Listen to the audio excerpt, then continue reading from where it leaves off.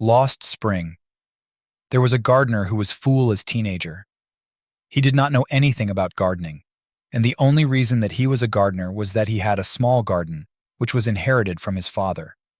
He walked around his garden and scattered his seeds on barren land like an angry person who shouts out his words at air, hoping that something will grow from them. There was no order or sense in his garden. Everything was random as world. This, however, made him confused and lost.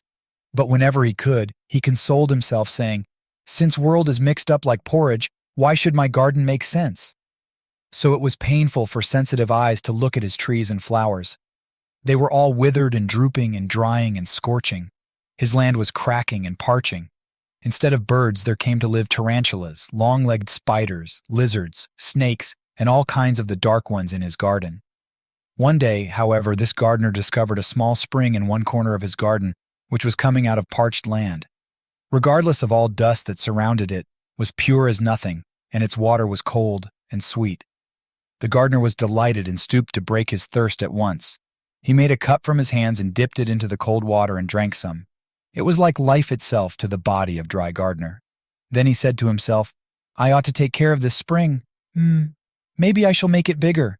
Yes, I shall," concluded the gardener, and went to bring more water to his garden. So he went to a huge river which was somewhat nearby, and opened the throat of the huge ditch which used to carry water to his garden. A rushing flood of water then, carrying all rubbish and garbage, dust and dirt, books and papers, customs and traditions and many other things, came to the garden and washed away the spring. Thus the spring was lost, or maybe just covered up and waiting for its rediscovery.